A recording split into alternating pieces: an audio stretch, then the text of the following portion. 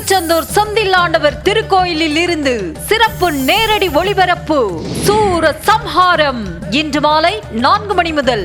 ராமநாதபுரம் மாவட்டம் நஞ்சூர் அருகே வைகை ஆற்று பகுதியில் சட்டவிரோதமாக மணல் அள்ளி கடத்தப்படுவதாக புகார் எழுந்த நிலையில் அது குறித்து செய்தி சேகரிக்க சென்ற செய்தியாளரிடம் பேரம் பேசப்பட்டது அம்பலமாகி இருக்கிறது. முதலில் அந்த காட்சிகளை பார்க்கலாம்.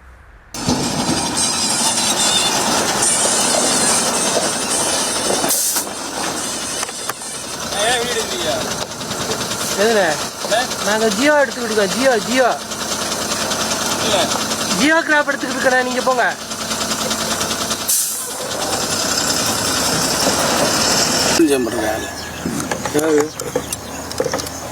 ஜெயராமன் பேசிக்கிறோங்க. வர்றாப்ல அண்ணன் பேசுறது உங்களுக்கு தெரியாது என்ன இருக்கு.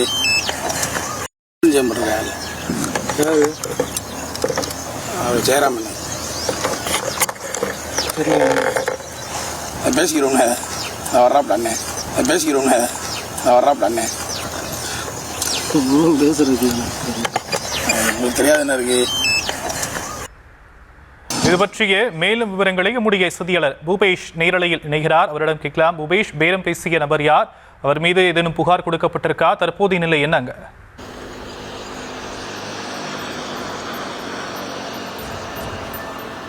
நிச்சயமா வணக்கம் ஷாம். ராமநாதபுரம் மாவட்டம் மஞ்சூரை அடுத்த பொட்டிதட்டி என்னும் பகுதியில் வைகை ஆற்று படுகையானது இருக்கிறது. இந்த படுகையின் வழியாக மாவட்டத்தின் பல்வேறு பகுதிகளுக்கும் வைகையிலிருந்து வரக்கூடிய தண்ணீரானது வந்து கிளை கால்வாய்கள் வழியாக செல்வது என்பது வழக்கம். ராமநாதபுரத்தில் கடந்த 5 நாட்களுக்கு முன்பு மழை பெய்து தற்போது ஓய்ந்திருக்கக்கூடிய சூழலில் அந்த பொட்டித்தட்டி அருகே உள்ள வைகை ஆற்று படுகையில் சில மர்ம நபர்கள் கிட்டாச்சி மற்றும் அந்த கனரக வாகனங்களை பயன்படுத்தி அந்த சவடு மணலை அள்ளி அந்த காலவாசல்களுக்கு திருடப்படுவதாக நமக்கு தகவலானது கிடைத்தது. அந்த தகவலின் அடிப்படையில் அங்கு சென்று பார்த்தபோது அந்த 5க்கும் மேற்பட்ட கனரக வாகனங்களை கொண்டு கிட்டாச்சி எந்திரத்தின் மூலம் அந்த மணலை அள்ளி அந்த முறைகேடாக விற்பனை செய்யக்கூடிய காட்சிகளை நம்மால் பார்க்க முடிந்தது. தொடர்ச்சியாக அங்கு ஒளிப்பதிவு செய்த பின்னர் அங்கிருந்த சில நபர்கள் நம்மை அணுகி வந்து உடனடியாக பார்த்து கொள்ளலாம், இதனை பேசிக் கொள்ளலாம், இங்கு நம்மிடம் பேரம் பேசி அதனை மறைக்க முயன்றனர். குறிப்பாக ராமநாதபுரம் மாவட்டத்தின் பல்வேறு பகுதிகளிலும் இதுபோன்ற மணல் திருட்டு நடந்ததை நியூஸ் தமிழ் தொடர்ச்சியாக வெளிப்படுத்தியதை எதிரொலியாக மாவட்டத்தின் வாய்மொழி உத்தரவை அடுத்து மாவட்டத்தின் பல்வேறு பகுதிகளிலும் தற்காலிகமாக அந்த மணல் எடுப்பது என்பது தடுத்து நிறுத்தப்பட்டிருக்கிறது.